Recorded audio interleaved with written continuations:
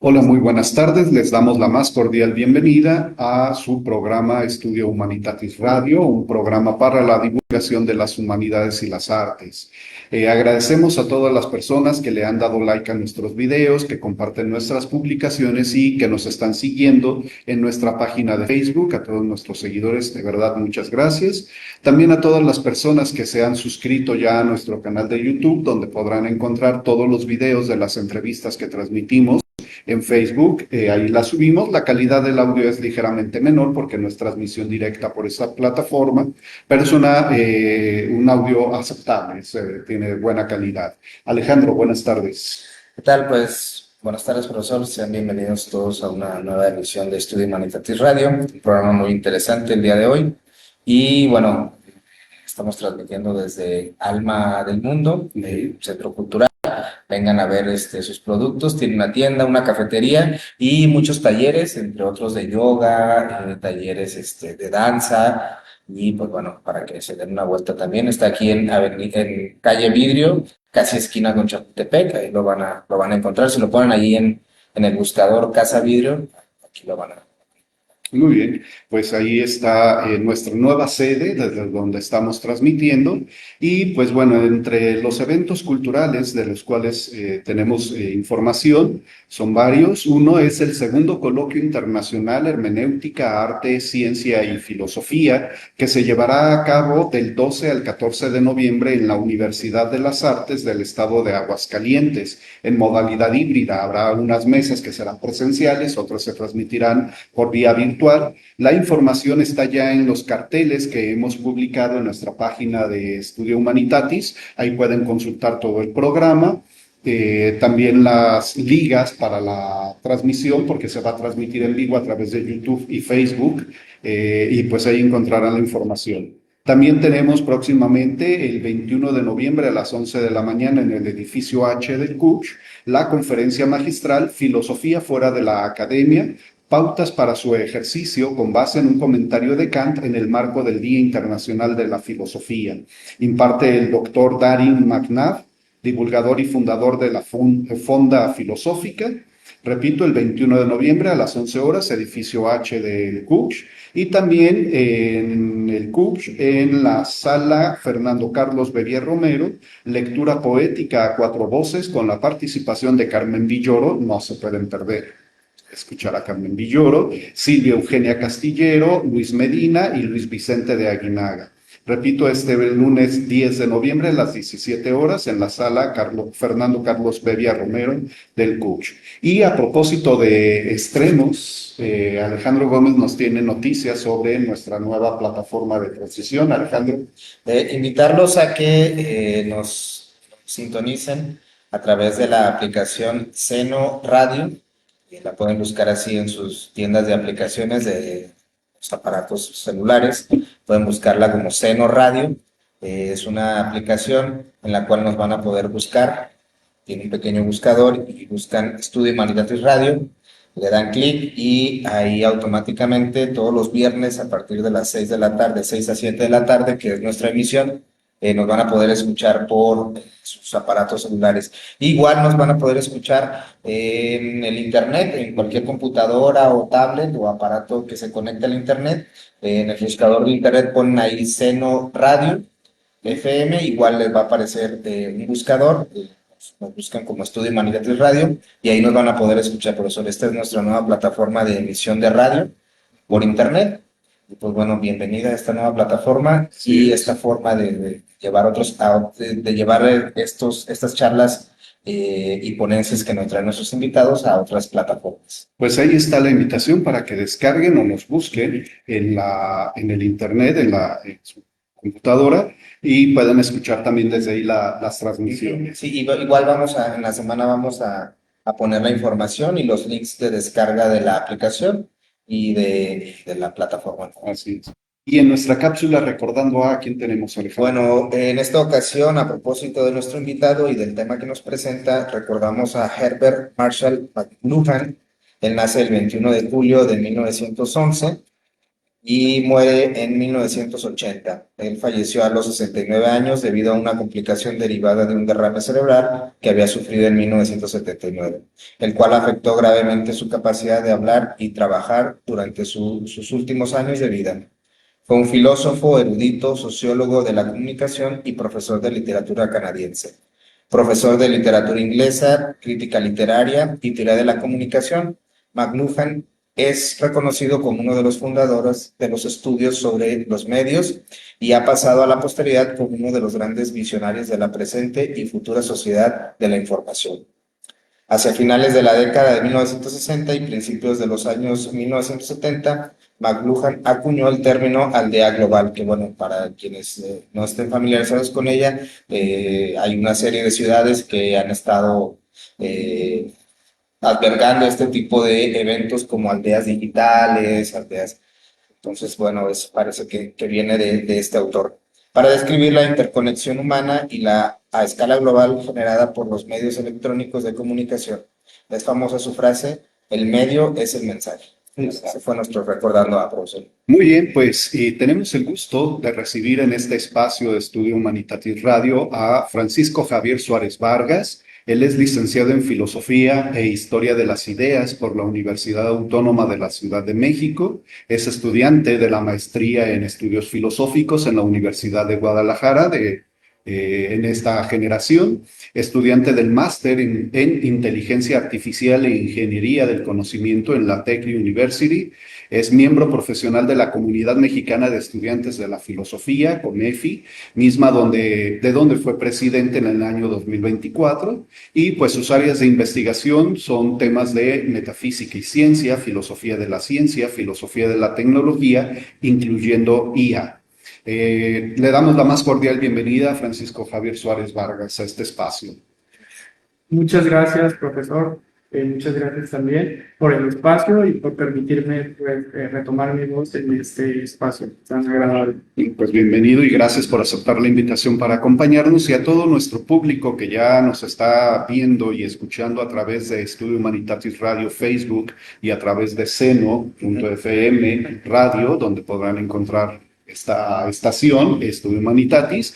Pues les decimos que si quieren dejar saludos, comentarios, preguntas a nuestro invitado sobre el tema, pueden hacerlo a través del chat en vivo de Estudio Humanitatis Radio en Facebook. De entrada, pues Adán García Rodríguez, un radio ciberescucha ya asiduo, nos manda saludos, dice saludos, nuevamente de regreso con ustedes, muchísimas gracias Adán García, dice ánimo a todo el equipo y al invitado. Y Keila Carrasco, también una radio ciberescucha ya habitual en nuestro programa, dice saludos a todos, gran temática para el día de hoy. Muchas gracias Keila Carrasco por el saludo. Y José Luis González nos manda ya también un saludo, dice saludo. Y viene una pregunta, dos preguntas. Leo el mensaje, dice buenas tardes, saludos a la mesa poseedora del conocimiento, qué buen tema, felicidades por ser perseverantes con el programa, no al contrario, gracias a ustedes el público que lo hace posible con que nos escuchen. Hace dos preguntas. ¿Qué tan receptivos son tus maestros? Creo que ya le dirigí de entrada una pregunta. ¿Qué tan receptivos son los maestros de la maestría al plantear temas como este? O sea, si ha tenido eco, buena recepción el tema, sobre todo la relevancia filosófica. ¿Y qué tan acomedidos son los profesores de la maestría en darle seguimiento a los avances de investigación? Bueno, creo que ahí ya no sabría qué decir, pero bueno, seguramente el invitado nos dirá algo sobre esta pregunta. No sé si quiera decir algo sobre... Sí, una vez. Mira, creo que es un tema interesante como investigación. Creo que de cierta manera se puede decir que el tema sobre la inteligencia artificial se ha vuelto importante, pero también se ha vuelto moda. Entonces, desde esa perspectiva es bien recibido, pero también tiene sus críticas. Yo, al ser estudiante de humanidades, tengo mi responsabilidad al defender la posición del ser humano frente a esta globalización tecnológica, más aún sobre tecnopolítica, de lo que hablaremos más adelante, pero creo que el tema es bien recibido. Y sobre la segunda parte, sí, todos los profesores se han interesado por el tema, más sobre que mi tema es bien sobre las diferencias y similitudes o límites que tiene la inteligencia artificial respecto de pues, la cognición humana. Es decir, mi investigación versa un poquito sobre eso, pero ya iremos platicando sobre ello. Muy bien, pues ahí está la respuesta, porque de hecho sí, incluso yo mismo que he sido su profesor en la maestría, pues fue uno de los temas que me llamó mucho la atención, sobre todo por el tratamiento, ¿no? Y la forma de abordar el problema de la inteligencia humana y sobre todo esto de inteligencia artificial, que está como muy en boca de todos, pero difícilmente podríamos como dar una definición clara de qué es inteligencia artificial, y bueno, de eso nos va a platicar nuestro invitado. Para iniciar, Javier Suárez, quería preguntarle qué lo llevó de entrada a interesarse en este tipo de temas, es decir, dentro de todo el ámbito de los estudios filosóficos, humanísticos, ¿por qué el tema de inteligencia artificial, manejo digital de información y tecnología?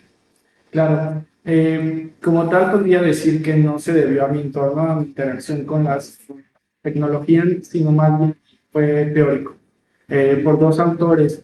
Uno es Locke Díaz Sade, que es de la lógica difusa, que es una lógica más, se podría decir, informal, desde las lógicas no clásicas, en las cuales se permite no tanta rigurosidad como lo es la lógica clásica. En ese sentido, tratar de formalizar un sistema como la inteligencia artificial, en donde no parece claro cuáles son sus características de inteligente y cuáles son sus características artificiales, una lógica podría explicar en ese sentido, que fue como el proyecto de investigación en el que se presentó y el que ahorita se está desarrollando con aplicaciones. El segundo autor es Nick Bostrom, es un transhumanista que postula la superinteligencia. Entonces, está hablando en esta transición de que el ser humano puede evolucionar a través del desarrollo de la tecnología, viendo a las máquinas o a las partes biónicas como una extensión de las facultades humanas, meramente biológicas. Entonces, estas incógnitas y más aparte, algo tercero sería el tema del ciberpunk. Leer literatura, ciencia ficción, o también ver películas sobre esto me atrajo mucho. Bien, pues ahí está, de entrada ya se antoja interesante el tema, luego nos platica un poquito más esto del cyberpunk para saber de qué va, yo nunca había escuchado algo así. Y inteligencia artificial, ¿qué significa?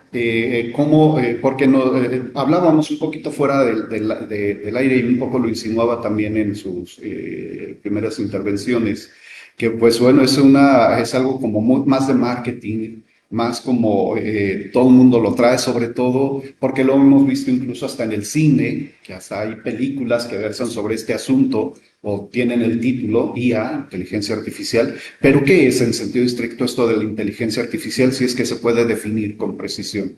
Claro, sí, como mencionaba hace unos minutos antes de que entráramos al aire, el uso lingüístico de inteligencia artificial se debe más al marketing de estas grandes empresas que han invertido muchísimo en este procesamiento de datos. Entonces, para atraer más inversión en ese análisis de datos, recolección de datos, pues le llaman inteligencia artificial.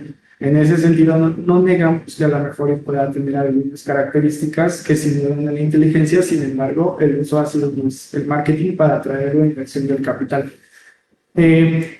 En este sentido, también la sociedad hemos reificado. Reificar significa como que le damos una identidad, ya lo figuramos a la inteligencia artificial, a la máquina, como una entidad que nos responde, que piensa, que responde, que resume. Sin embargo, todos estos sustantivos o adjetivos son o se despliegan también de esta reificación que hacemos de la máquina.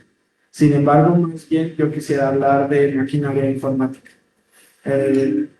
Eso contrariamente a inteligencia artificial, porque más bien es la inteligencia artificial una maquinaria informática en la cual se han automatizado mediante códigos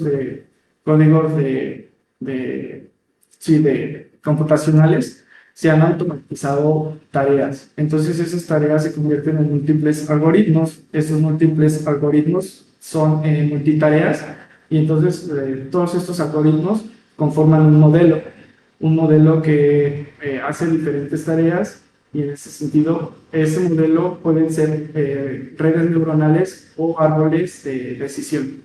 En ese sentido lo que pegaron más de sociedad son las redes neuronales artificiales porque están basadas en las redes neuronales biológicas, pero sin embargo son cálculos matemáticos y con instrucciones lógicas. En ese sentido siguen como una especie de, pues siguen una programación, a lo mejor compleja, a lo mejor pasta, sobre todo por lo que decía sobre esto del árbol, los árboles de conexiones de información, pero a final de cuentas sigue un programa, ¿no? Es decir, actúa más como una máquina que como una inteligencia que reacciona. Sí, claro. ¿Irá por ahí? Sí, claro. El tercer punto, que es en realidad el sistema estocástico. La red biológica está reducida a su nivel más simple, que son a su nivel operativo, que es más meramente matemático. Es decir, tenemos por un lado neuronas, neuronas o capas, que son estos circulitos. Y tenemos conexiones, que son las rayitas que conectan una neurona con otra. Hay entrada y neuronas de salida en donde se mete la información, hace cálculos matemáticos, funciones de activación, los coloca dentro de planos vectoriales y los etiqueta. Es decir, cada palabra tiene una etiqueta y entonces lo que hace la máquina no es que piense, sino que la semántica se la da mediante, o sea, significados a cada palabra se lo da mediante cálculos estadísticos. Es decir, que en cada neurona se le llama superposición. Mete palabras parecidas, empieza a encontrar patrones, entonces esos patrones de esa superposición de información dentro de cada neurona, semánticamente empieza a dar coherencia a las palabras en base a estos cálculos.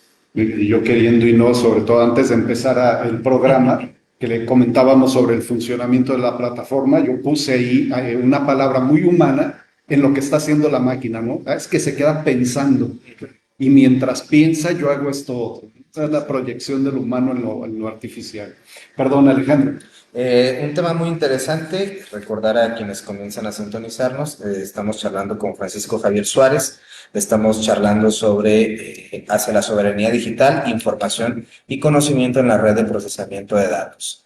Y bueno, Francisco ya nos ha hecho una buena explicación, una pequeña introducción de lo que va a su investigación y por dónde hemos iniciado, que es más por la cuestión operativa, cómo es que funcionan estos sistemas mecánicos y matemáticos y lógicos, que a mí me sonaba, y yo había escuchado o leído en algún lugar, que alguien le llamaba no inteligencia artificial, sino programación avanzada.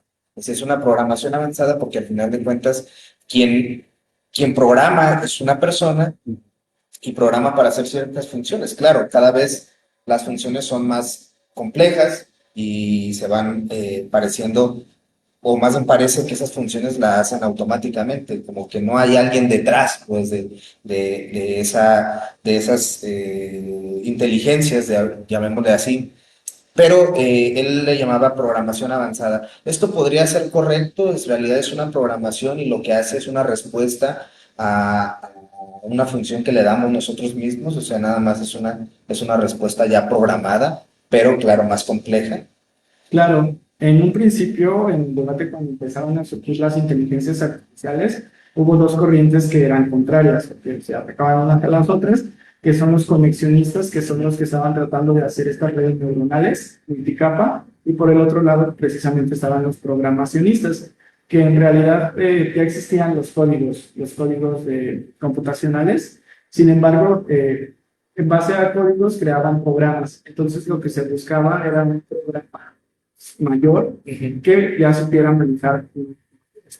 En este sentido, si es una interpretación desglosada de los programacionistas en la cual un programa controla otros programas, entonces sería un programa Y ahí nacen los sistemas expertos, precisamente de un ente o de un programita que logre, mediante algoritmos, lograr recuperar o manejar otros algoritmos. Cierta información, sí, y lo decía en función de que esta idea de inteligencia artificial parece evocar más bien a esta reducción mecanicista de los procesos mentales, ¿no?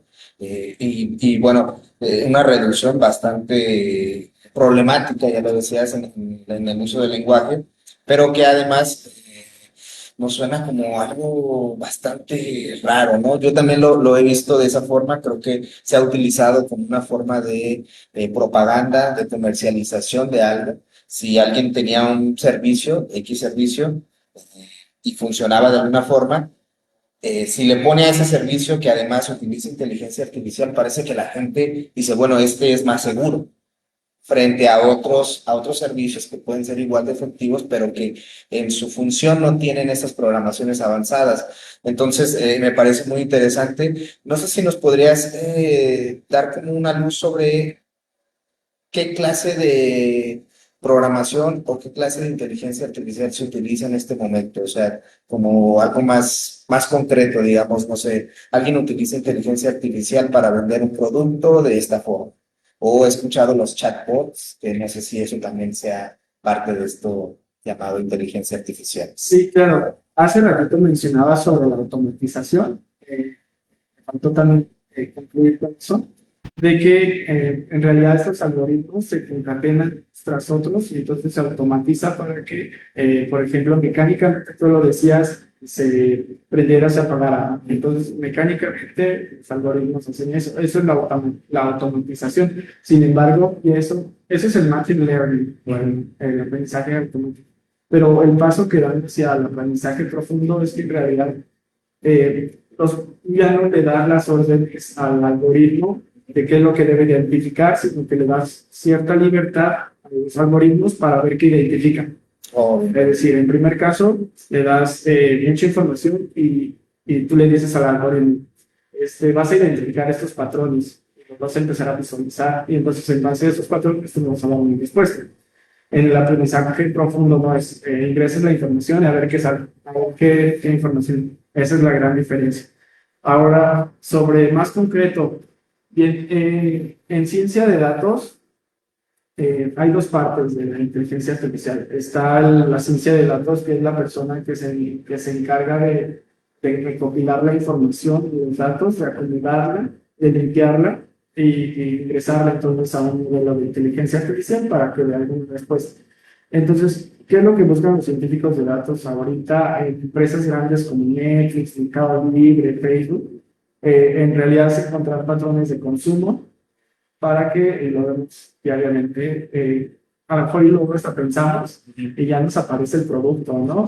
O cosas así. Entonces el algoritmo está viendo de que dependiendo a qué respuestas o a qué es lo que compremos nosotros, nos va precisamente mecánicamente o se automatiza a algún otro producto. Por ejemplo, si tú compras una computadora en Amazon y Mercado Libre, el algoritmo va a hacer que te muestre un mouse, audífonos, cosas parecidas en pro del consumo.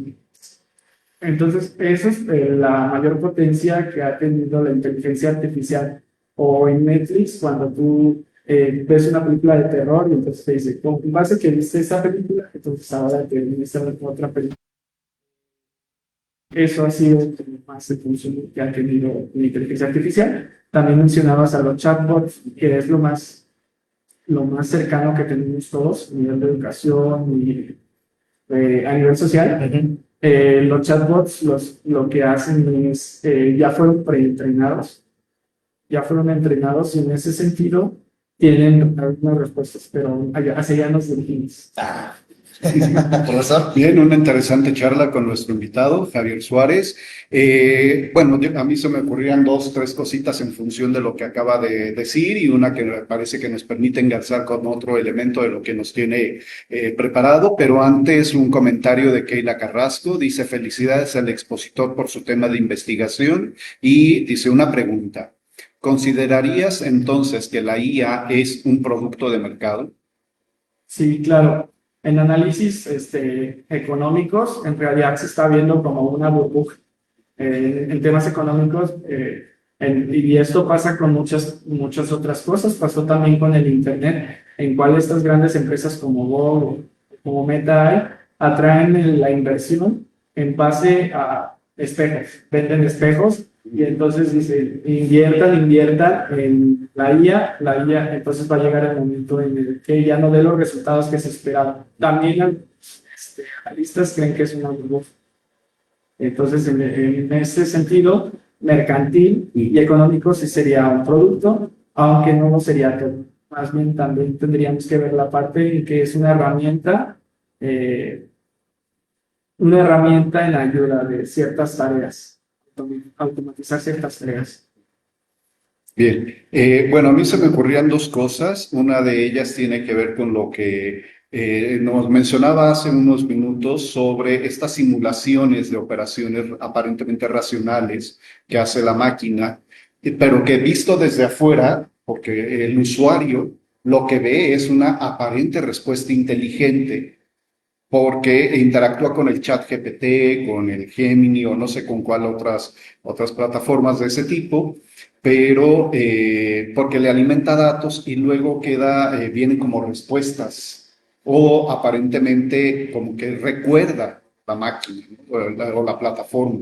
Entonces, a mí me llamaba la atención lo que decía sobre esto de, bueno, es que es una programación que va juntando elementos, que se le va alimentando y que en función de eso da posibles respuestas esperadas o de alguna manera orienta también posibles sugerencias en función de la alimentación. Y ahí viene como esta simulación, ¿no? De las operaciones racionales, porque aparentemente hay memoria de los datos que se le alimentaron al algoritmo o en la búsqueda, hay toma de decisiones de te podría servir esto, te ofrezco esto, no te ofrezco esto otro, y de alguna manera el que está usando esa plataforma o esa inteligencia artificial lo ve efectivamente como inteligente.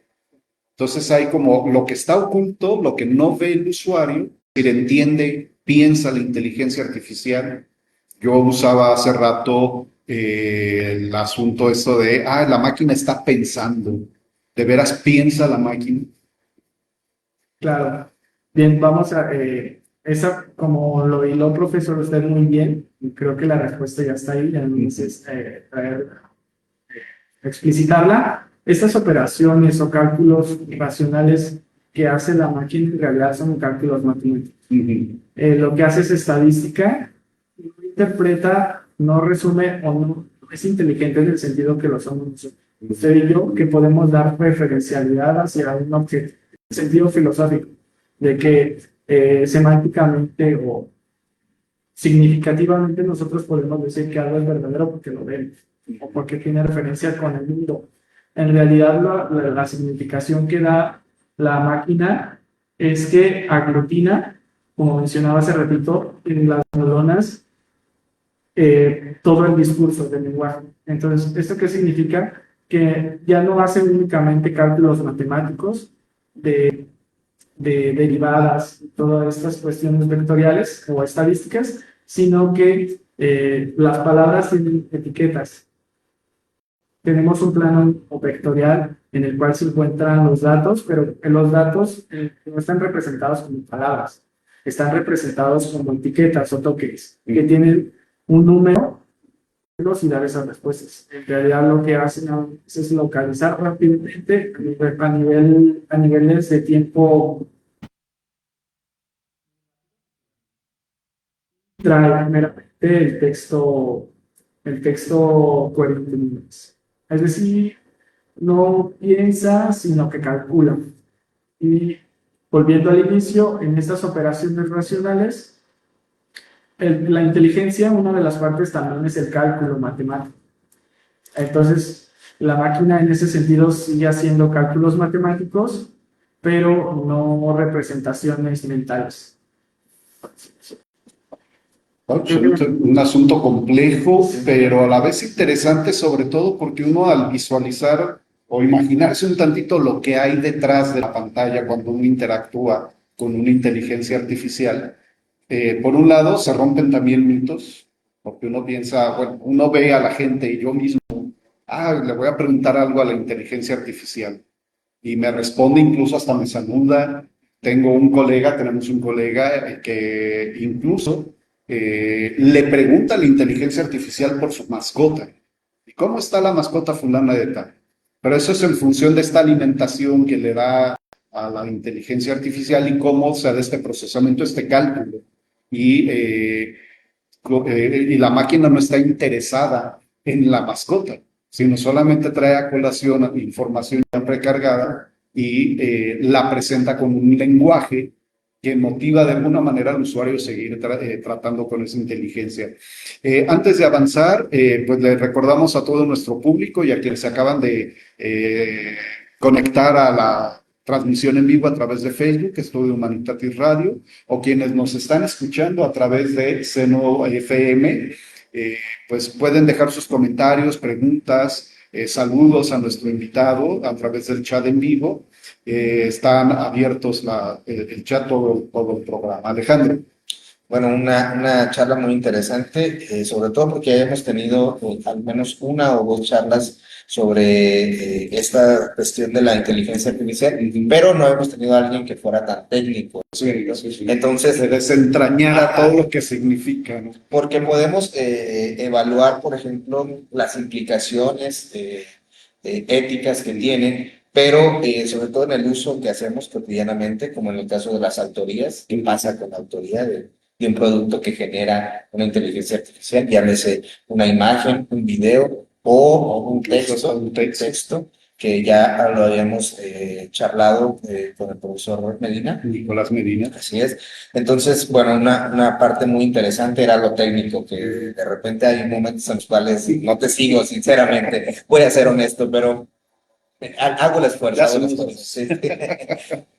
Hay una parte importante que me gustaría, a ver si nos puedes dar un poquito de luz sobre esta cuestión. Los datos. ¿Qué pasa con los datos? ¿Dónde se almacenan? Anteriormente veníamos charlando justamente de camino al programa de qué implica esto de las memorias RAM, qué implica esto de las memorias para almacenar datos, de información. En el caso de la inteligencia artificial, utiliza los datos para dar un resultado. Es lo que más o menos he entendido con lo que nos has platicado. ¿Dónde se almacenan estos datos? ¿Hay alguien que los maneja? ¿Hay una especie de sedazo? ¿Hay una especie de control sobre esos datos? ¿O se almacenan automáticamente y esta programación de inteligencia artificial los toma cuando quiere? No hay restricciones, no hay censura en ese sentido. ¿Qué nos puede decir sobre esta cuestión? Sí, claro. Para no sonar técnico también, hace ratito mencionaba de que los resultados de la inteligencia artificial son estocásticos en el sentido que son estadísticos, pero solamente toma información de la cual ya ha sido, que se le ha integrado. Entonces, solamente hace reformulaciones coherentes mediante los algoritmos para dar una respuesta coherente. Es decir, genera resúmenes a partir de cálculos. Cálculos de etiquetas de cada palabra. Okay. Y sobre la información de los almacenamientos, se encuentran en granjas precisamente de stocks, donde se encuentran muchos discos duros, y en donde nosotros, por ejemplo, ChatGPT se encuentra en OpenAI, en una granja, en donde tienen muchos stocks. Y ahí esa información, si le llega a pasar algo a esos stocks, se pierde la inteligencia artificial. Entonces, ese es el respaldo. Y, por ejemplo, toda nuestra información se encuentra, nosotros tenemos una cuenta de blog, una cuenta institucional, o tenemos una cuenta en Facebook, todas nuestras fotos, todo está respaldado físicamente en esas granjas de información. Entonces, precisamente le interesa a las grandes empresas aglutinar toda esa información de esos datos para procesarlos y para generar mejores formas de que la humanidad consuma. Ahorita pueden investigar ustedes, también se están investigando otras formas de almacenar información. Si se dan cuenta, ustedes hace muchos años se almacenaban en discos CD o también en los discos en formatos de CD-ROM. Después fueron los discos duros. Ahorita se está investigando en ciencias de la computación, incluso en la ciencia de la misma, que cómo generar mejores formas físicas de almacenar mucha más información y también de procesarla. Está ahí los chips cuánticos o también mejores formas de codificar la información para que no pese tanto, por así decirlo. Por ahí están diciendo que cuarzos o algo así, están haciendo un montón de experimentación. Es decir, no solamente están avanzando en el desarrollo de la IA, sino también partes complementarias de cómo mejorar y guardar mayores cantidades de datos. Sí, es precisamente uno de los debates que se daba, que era esta cuestión de todos los días se generan millones de datos, ¿dónde se van a almacenar en el futuro? Porque no es lo mismo la generación de datos de hace incluso 10 años, creo yo, a la generación de datos actualmente, ¿no?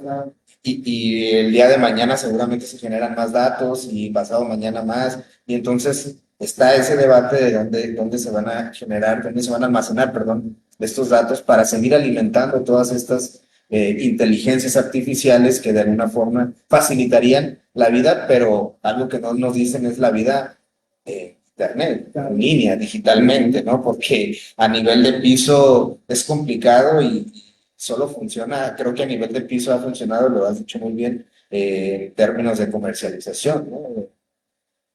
Profesor. Sí, yo evocaba con todo esto que han comentado a propósito de los almacenajes, mi generación es la generación, al menos aquí en México, que empezó a introducir las computadoras. Y era la novedad la introducción de las computadoras. Yo llegué a ver cómo se almacenaba información en las tarjetas perforadas. Entonces era interesante cómo la máquina, la computadora, tenía que leer las perforaciones en esas tarjetas. Luego vino la cinta magnética, los discos de 8 pulgadas para almacenar el sistema operativo, echar a andar un servidor de varias terminales con un solo sistema operativo eran unos discos de 8 pulgadas. Tardaba 2 horas en cargar el sistema operativo. Una cosa entre interesante y pavorosa.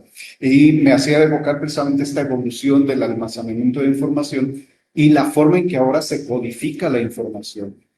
Entonces, no sé si en su investigación ha estado trabajando también, una cosa es la programación del algoritmo, nos ha hablado también de la forma en que se va alimentando esos algoritmos, y qué tanto ha cambiado entonces el manejo, la codificación de la información y sobre todo esto del almacenamiento, pues qué significa propiamente almacenar información, es decir, cómo está físicamente en esas granjas esa información, si es, no sé, con cierto tipo de lenguaje, con cierto tipo de códigos, porque la programación creo que también varía de un lenguaje a otro de programación. Entonces, no sé si nos pudiera decir algo sobre esto. Claro, a fin de últimas, el nivel más básico en que opera una máquina es el lenguaje binario. Y aún así, los inputs que nosotros le damos, lo que llega a codificar primero no es el código binario, sino más bien son pulsos eléctricos que van a... Entonces, cuando nosotros apretamos la M o la L o hacemos clic, manda ciertas cantidades de pulsos eléctricos que después los convierte a código binario. Como mencionaba el profesor antes, era con las tarjetitas, ¿no? Si había orificio, era el 0, si no el orificio, era el 1. Sin embargo, ahora es mediante pulsos eléctricos. Entonces, hablando de todos los lenguajes de programación ya son, en su universidad, son el intermediario entre el mundo informático, el mundo digital y cómo se maneja la máquina. Entonces, los lenguajes de programación en sí son para que entienda la máquina. Sin embargo, Python es un lenguaje de programación, se le llama multiparadigma y plataforma, porque ya no se necesitan de tantos lenguajes de programación o saber. Antes, si uno estudiaba informática, tenía que aprenderse HTML, etcétera, todos, porque vienen diferentes. Ahora, Python es la plataforma que puede entender la programación de todos. Es decir, ya si tú pones un código que solamente funciona en Java, lo va a entender. Va a entender uno de HTML, porque es el mejor lenguaje de programación en el sentido de que lo quisieron hacer más cercano al lenguaje natural. Que entienda varios lenguajes y más aparte se puede hacer muchas tareas en Python. Entonces, siendo el nivel más básico entre la conexión de lo físico y el mundo informático, es el código binario. Sin embargo, también hay investigaciones en que quieren hacer del código binario algo más eficiente, otro sistema de comunicación no binario, sino que ya tenga más selecciones, se puede decir más opciones, y está basado en el código genético. Es decir, ya no solamente en ceros y unos, sino en combinación de símbolos. Eso también lo pueden encontrar, investigando un poco por internet. Entonces, en ese sentido, el almacenamiento sigue estando en código binario. El código binario en los tracks, porque es la manera que se entiende. Una imagen, un texto, a fin de últimas, el lenguaje más básico para que entienda la máquina es el lenguaje binario.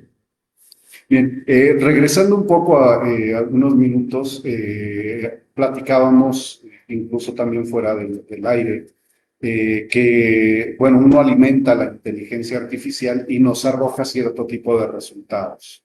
Porque también a los profesores, por ejemplo, pues nos dan cursos de capacitación en el uso de la inteligencia artificial, estos que trabajan texto, estos que trabajan imágenes, estos que buscan información, pero nos hacían siempre esta advertencia: no todo lo que arroja la IA es confiable.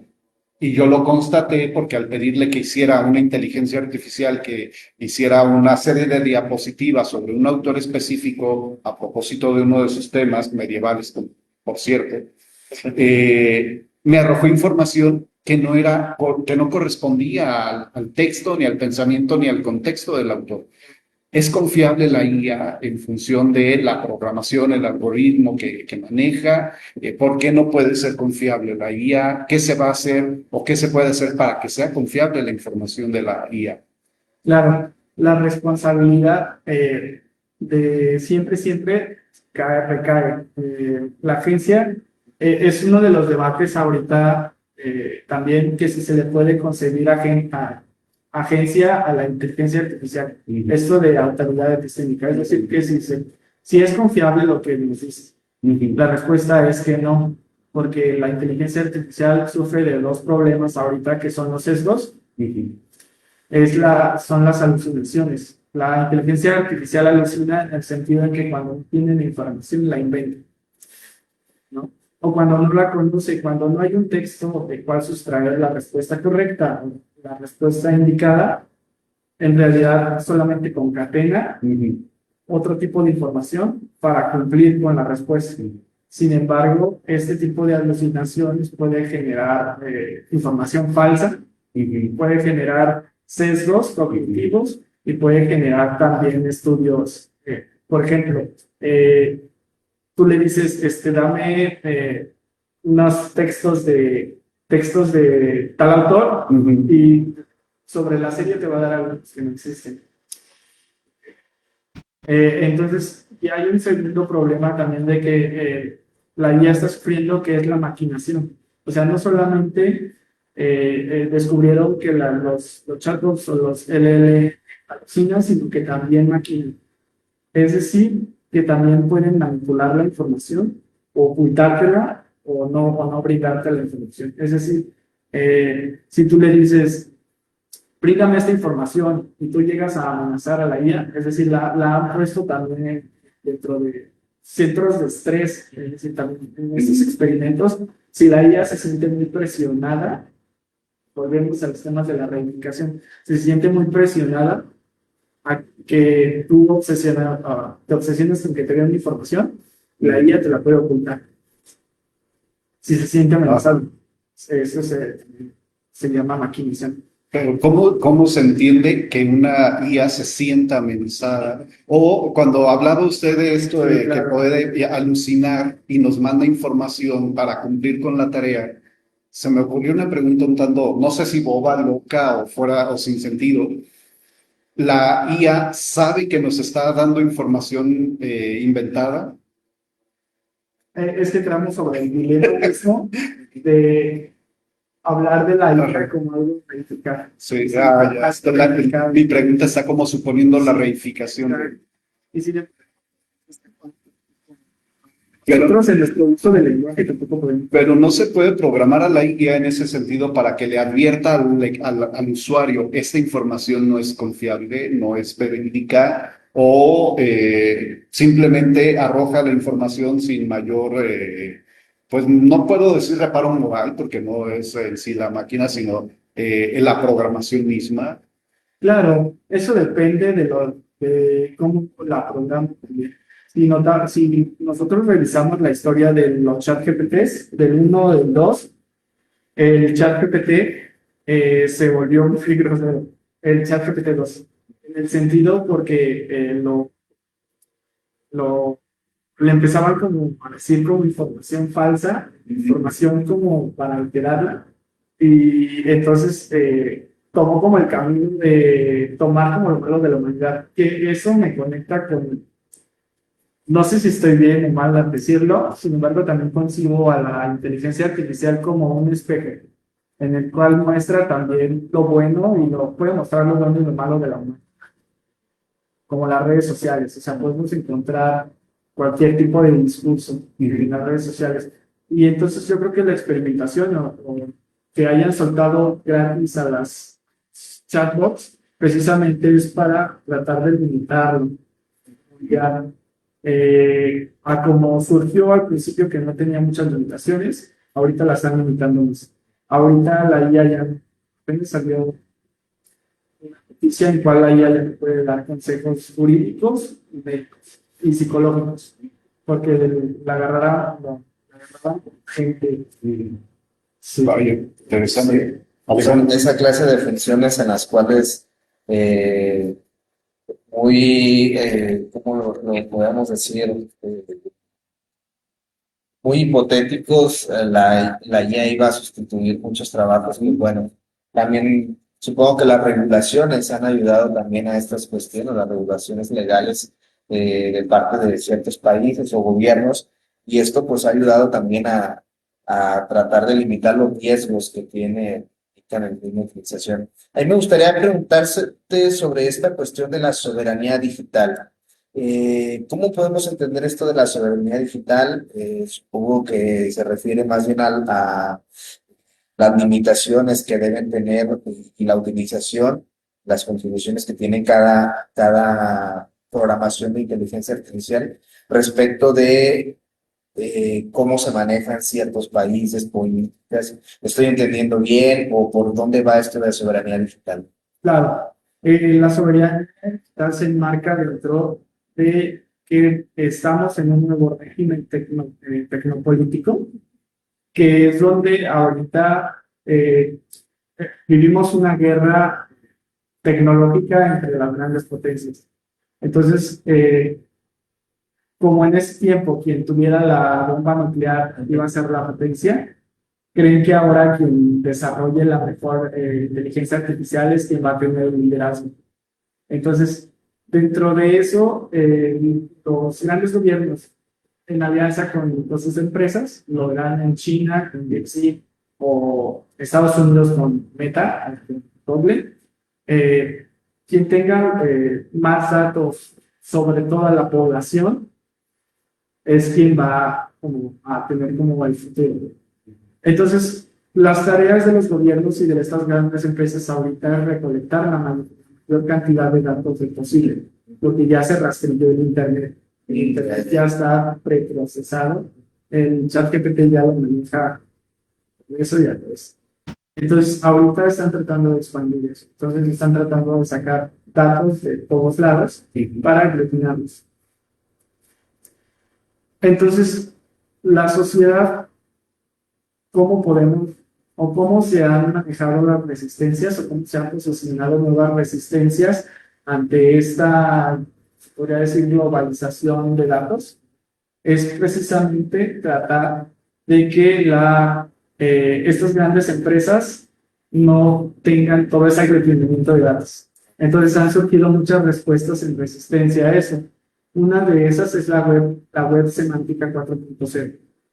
La web semántica 4.0 es descentralizar el Internet. Es una posición precisamente que quería escuchar del Cyberpunk. Está inspirada en esto, en que nuestros datos bancarios, nuestros datos de identidad no se vayan a las grandes empresas, sino que se queden codificadas dentro, que haya un dominio dentro de todo el Internet. Por ejemplo, las criptomonedas. ¿Han escuchado hablar de las criptomonedas?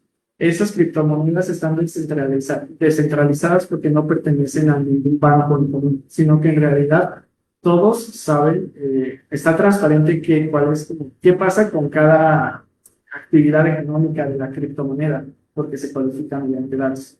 Entonces, todos los usuarios de todo el mundo saben qué pasa con esas criptomonedas y entonces quieren hacer lo mismo con la información. O sea, se están diseñando estructuras informáticas web para descentralizar, como para tratar de quitarle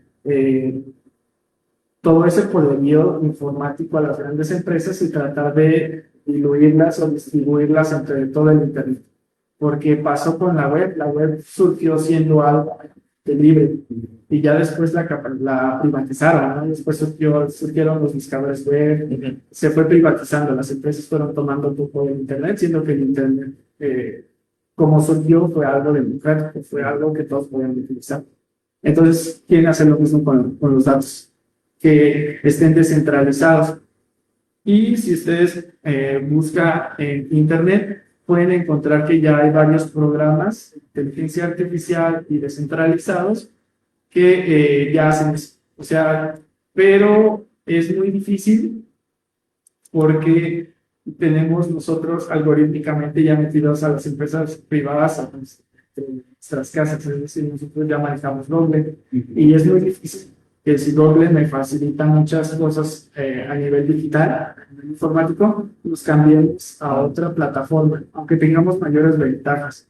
Entonces, sin embargo, la soberanía digital es una forma de resistencia, de ser soberanos sobre nuestros datos, que no se vayan con ese fin capitalista, sino que en realidad seamos soberanos, o sea, que sea más democrático. Adán García Rodríguez, a quien agradecemos el favor de la atención que ha brindado este programa, pregunta: ¿qué libros me recomienda para profundizar más sobre temas relacionados? Específicamente sobre qué, porque hablamos mucho. Digamos una bibliografía de introducción a sí, esta clase de temas. Pues pueden acercarse al... Yo me acerqué también en base a eso al promulgador del transhumanismo, que es Nick Bostrom. Él de hecho tiene un centro de investigación, apenas se lo cerraron el año pasado, el Centro de Investigación Filosofía del Futuro, allí en Oxford.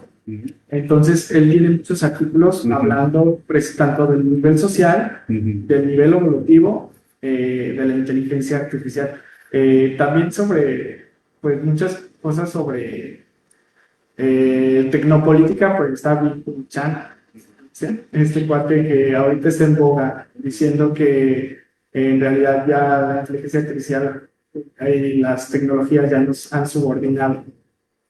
Bien, pues bueno, ahí están las recomendaciones. ¿Podrías repetirnos los dos nombres de los autores? Bill Chan y Bostrom, pero yo le recomendaría más a Bostrom porque es como el panorama general, desde lo técnico hasta lo social. Bueno, yo ya como para ir preparando el cierre, por lo que platicaba antes de leer la pregunta de Radio Ciberescucha, me sonaba como a una, pues sí, una guerra una atención no tanto o no solo por el manejo, por la información en sí, sino también por quién desarrolla la mejor manera de captar, manejar, procesar información. Entonces estaría entre gobiernos, entre empresas privadas, entre grupos de resistencia, y de alguna manera el usuario está como en medio de esa guerra. ¿Cómo podría visualizarse al usuario precisamente en esa tensión, en esa guerra, en ese quién tiene mis datos, quién los usa, cómo los usa y sobre todo para qué los usa? Sobre esto de resistencia, de democratización de la información, ¿alguna recomendación bibliográfica que pudiéramos así como apelar? En realidad no existen todavía Ajá. artículos, sino más bien esto se ha dado en blogs. Ah, vale. No hay todavía Ajá. autores que hablen sobre la web semántica 4.0, Ajá. sino como tiene un tinte precisamente anarquista digital, porque no sé si han escuchado que son estas charlas que se dan en los blogs. Sí. Entonces, no recuerdo muy bien la página, pero si ustedes pueden buscar en Google Web 4.0 y o si no después ya en los comentarios yo pongo el link de donde está en realidad aglutinado toda esta información. Incluso te recomiendan ya crear una cartera digital como para convertir a criptomonedas. Sí, sí, sí. Es como blogs de charlas en los cuales se están poniendo de acuerdo, se están organizando para generar precisamente una independencia, una soberanía digital, tanto económica como de datos. Sí. Usted ha manejado el tema también de criptomonedas. Sí. Pues ahí está la invitación para un próximo programa en un futuro que les pueda venir a platicar un poco, porque de repente lo escuchamos, por ejemplo, a tenor de en Sudamérica, creo que Argentina, el presidente de Argentina le apostó, creo, a las criptomonedas, al Bitcoin. No recuerdo El Salvador también. Perdón, El Salvador. Y mucha gente llegó a hablar, ¿no?, del Bitcoin y como la panacea para resolver problemas, pero resulta que es una moneda que no se puede gastar como para ir a comprarte el mandado. Entonces, a ver si luego nos puede... Sí, la infraestructura bancaria tradicional, digamos, es la que tiene la hegemonía y la criptomoneda es un sistema, un constructo de resistencia precisamente a estas empresas, es esta lucha. Entonces se va a dar resistencias de los datos y los monopolios. Es lo mismo de las grandes bancas y las criptomonedas. Sin embargo, los gobiernos se han puesto cajeros y todo eso. Interesante, pero bueno, ahí está la invitación para que en el futuro nos acompañe nuevamente. Y pues de ahora en adelante, Estudio Humanitatis Radio es su casa, cuando quiera venir a platicarnos sobre cualquier tema, ya sea de su investigación de tesis, de esto de las criptomonedas o algún otro tema que quiera platicar con nosotros, será bienvenido. Muchas gracias por haber aceptado la invitación, a todo nuestro público, quienes dejaron preguntas, comentarios, saludos, a quienes reaccionaron a este video, les agradecemos mucho. No se pierdan el próximo programa a cargo de Cornelia Fuchs, que nos hablará sobre análisis de la incorporación nominal doble en el náhuatl de la Huasteca. Un tema de lenguas, lingüística, que se antoja interesante. Yo no estaré presente, pero estaré escuchando el programa, lo conducirá Alejandro Gómez, a quien agradezco mucho los esfuerzos que ha hecho por conseguir esta nueva sede, también la nueva plataforma que estamos como probando. Entonces, pues muchas gracias, Alejandro Gómez, gracias a todos por el favor de su atención y hasta la próxima. la próxima.